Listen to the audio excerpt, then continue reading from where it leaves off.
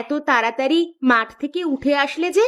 ওহ, এত গরমের মধ্যে মাঠে কাজ করা যায়, তার উপর ফসলও তেমন হয়নি। সেটাই, যা গরম পড়েছে।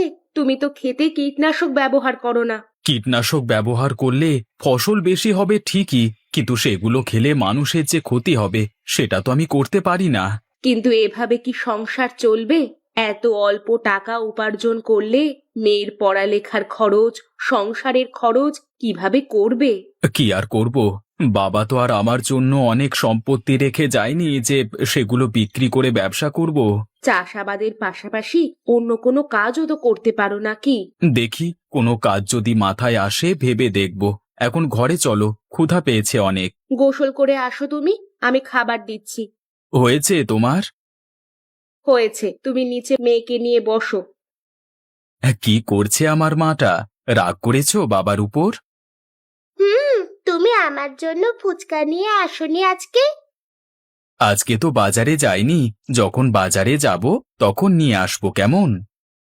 মনে থাকবে তো? হ্যাঁ মা, মনে থাকবে। এখন খাট থেকে নিচে নেমে এসো। মেয়েকে আদর দিয়ে দিয়ে তুমি মাথায় তুলছো। একটাই তো মেয়ে আমাদের, ওকে আদর করব না তো কাকে করব? হয়েছে, এখন কথা না বলে খেতে থাকো। স্কুলে গিয়েছিলে আজকে? গিয়েছিলাম। সামনের সপ্তাহ থেকে পরীক্ষা শুরু হবে, ফিস দিতে হবে, টিচার বলে দিয়েছে। আচ্ছা, দেখি কোনো ব্যবস্থা করতে পারি কিনা।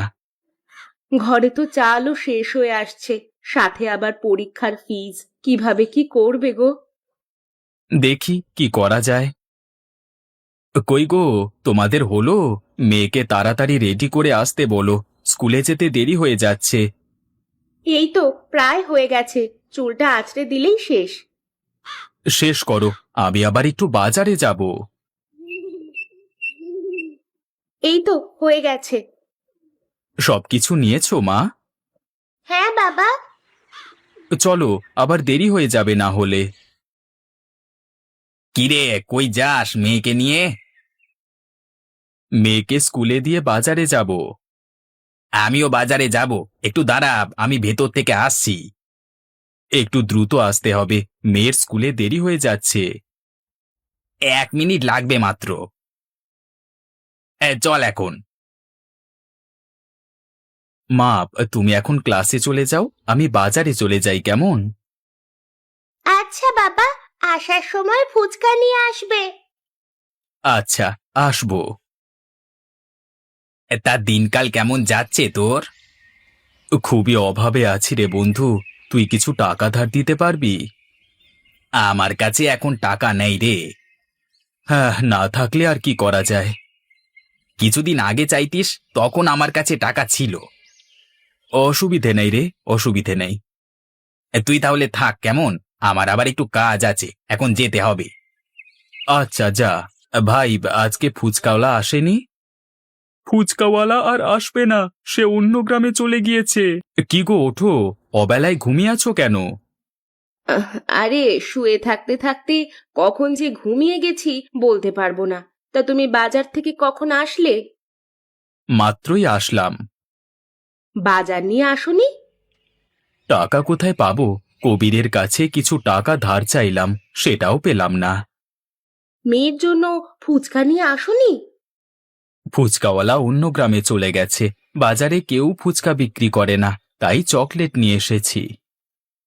আচ্ছা, তুমি নিজেই ফুচকার ব্যবসা শুরু করলে কেমন হয়? কি বলো তুমি? ভালো করে ভেবে দেখো, সবাই প্রায় ফুচকা পছন্দ করে। তুমি যদি ফুচকা বিক্রি করতে শুরু করো, তাহলে আমাদের আর কোনো অভাব থাকবে না। মেয়ের পরীক্ষার ফিজের চিন্তাও করা লাগবে না। ভালো হবে বলছো? অবশ্যই, আমি ফুচকা বানিয়ে দিব, তুমি সেগুলো বাজারে বিক্রি করবে। তাহলে আগামীকাল থেকেই শুরু করি, কেমন? যত তাড়াতাড়ি করবে ততই ভালো। ফুচকা বানানোর জন্য আটা, ময়দা, চিনি সহ আরো কিছু উপকরণ কিনতে তো অনেক টাকা লাগবে, আমার কাছে তো অত টাকা নেই। এটা বাজারে নিয়ে বিক্রি করে আটা, ময়দা, চিনি কিনে নিয়ে এসো। কি করছো তুমি? এটা তো তোমার বিয়ের সময় তোমার মা তোমাকে দিয়েছে। এটা আমি বিক্রি করতে পারবো না। তুমি ফুচকা বিক্রি করতে পারলে এরকম আরো অনেক গলার হার কিনে দিতে পারবে। তুমি যাও তো বাজারে। আচ্ছা দাও, তুমি ফুলিকে ডেকে তুলে খাবার খাইয়ে স্কুলে পাঠিয়ে দাও। আচ্ছা, তুমি বাজার থেকে একটু তাড়াতাড়ি এসো। আচ্ছা ঠিক আছে, বাজারের ব্যাগটা দাও। একটু দাঁড়াও। ভাই, আমি একটা গলার হার বিক্রি করতে চাই। হারটা দেখান আগে। এই যে এই দেখুন। আমি 5,000 টাকা দিতে পারবো হারটার জন্য। আচ্ছা তাই দেন। ভাই, আপনার দোকানে ফুচকা বানানোর জন্য আটা, ময়দা, চিনি এগুলো আছে তো? আছে আছে, ফুচকা বানানোর জন্য সোডা তেলও লাগবে। তাহলে সোডা আর তেলও দিয়ে দেন। কত কেজি করে দেবো? ময়দা 2 কেজি, তেল 1 কেজি, চিনি 1 কেজি এবং সোডা দেবেন যতটুকু লাগবে। আচ্ছা দাঁড়ান দিচ্ছি। আরেকটা কথা, সবগুলো জিনিস যেন ভেজাল মুক্ত হয়। কোনো কম দামের ভেজাল জিনিস দেবেন না। কোনো ভেজাল জিনিস আমার কাছে পাবেন না। আচ্ছা দেন। হ্যাঁ এই নিন। আর আপনার হয়েছে 1,000 টাকা।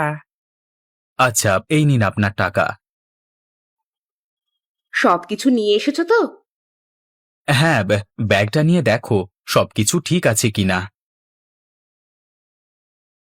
ঠিক আছে, তুমি গোসল করে আসো, আমি ফুচকা বানানো শুরু করি। আচ্ছা, তোমার ফুচকা বানানো শেষ হলো? হ্যাঁ হ্যাঁ, সবকিছু রেডি। এই দেখো, ফুচকাগুলো একটা কাগজের বস্তায় ভরে দিয়েছি এবং পাতিলের মধ্যে ডাল রাখা আছে। এতগুলো সব অল্প সময়ের মধ্যেই করে ফেলেছো? বিকালের বাজারে বিক্রি করতে যাবে, তাই তাড়াতাড়ি শেষ করলাম। বিকেল হয়ে আসছে, তুমি এগুলো বড় গামলার মধ্যে সাজিয়ে দাও। একটু পর বাজারে চলে যাব।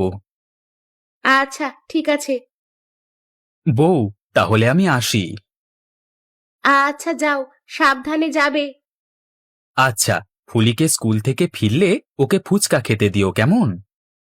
আচ্ছা দিবনি। ফুচকা নিয়ে যান, ফুচকা নিয়ে যান, একদম মচমচে সুস্বাদু ফুচকা। একবার খেলে বারবার খেতে ইচ্ছে করবে। আসুন আসুন, ফুচকা নিয়ে যান। ফুচকা কত টাকা করে প্লেট? 10 টাকা প্লেট। আচ্ছা, তবে আমাকে 1 প্লেট দেন। এই নিন। আপনার ফুচকা এত মজা আর সুস্বাদু, এমন ফুচকা আগে কখনো খাইনি আমি। আমাকে পলির মধ্যে আরো 1 প্লেট ফুচকা দিন তো, বাড়িতে মেয়ের জন্য নিয়ে যাব। তুই আবার কবে থেকে ফুচকা বিক্রি শুরু করলি? এই তো শুরু করেছি। আমাকে তো একবার বললিও না যে তুই ফুচকা বিক্রি করবি। হঠাৎ করে সিদ্ধান্ত নিয়েছি তো, তাই তোকে বলা হয়নি আর কি। তা তোকে 1 প্লেট ফুচকা দিই? না রে, বাড়িতে যেতে হবে, আরেকদিন খাবো কেমন? সব ফুচকা বিক্রি হয়েছে আজকে? হ্যাঁ, আজকে সব বিক্রি হয়ে গেছে। মানুষজন খেয়ে অনেক প্রশংসা করছে। কালকে আরো বেশি করে ফুচকা বানাবে তুমি কেমন? আচ্ছা, তা সব মিলিয়ে কত টাকা বিক্রি করেছো আজকে? 2,000 টাকার ফুচকা বিক্রি হয়েছে আজকে। বলো কি? এমন চলতে থাকলে তো আমাদের আর অভাব থাকবে না গো। খাবার দাও, অনেক ক্ষুধা পেয়েছে। তুমি বসো, আমি এক্ষুনি দিচ্ছি। শোনো, তোমাকে একটা কথা বলা হয়নি। আজ সুকু ভাই এসেছিলেন। সুকু ভাইটা আবার কে? তোমার মনে নেই? ওই যে আমার দূর সম্পর্কের এক মামার ছেলে, অনেকদিন পরে আমাদের বাড়ি আসলো। তা এতদিন পরে বোনের বাড়ি কি মনে করে? বলছিল অনেকদিন তার বাড়ি যায় না, যেতে বলছিল।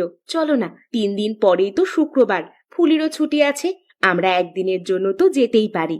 ফুলিও অনেক দিন ধরে বলছিল কোথাও ঘুরতে নিয়ে যেতে। আচ্ছা, তাহলে চলো, সামনে শুক্রবার সবাই মিলে ঘুরে আসি।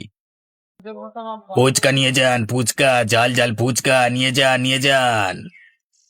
আরে সুকু ভাই যে, আপনি কবে থেকে ফুচকা বেচা শুরু করেছেন? তাও আবার আমাদের গ্রামে, আগে তো দেখিনি। কেন, কি ভেবেছিলে তুমি একাই ফুচকা বিক্রি করে একা একা অনেক বড় লোক হয়ে যাবে, তাই তো? আর আমি চেয়ে চেয়ে দেখবো, হ্যাঁ? তা তো হবে না, আমিও ফুচকা বিক্রি করব, তোমার চেয়ে বেশি বড় লোক হব আমি।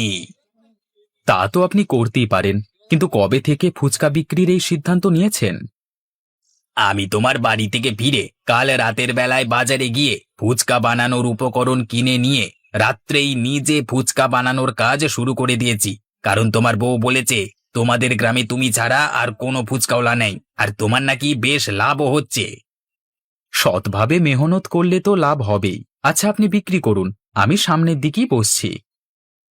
দাদারা, দিদিরা, ছোট ছোট সোনামণিরা, জলদি চলে আসো, আমার কাছে আছে মজাদার ঝাল ঝাল ফুচকা, খেয়ে যাও খেয়ে যাও।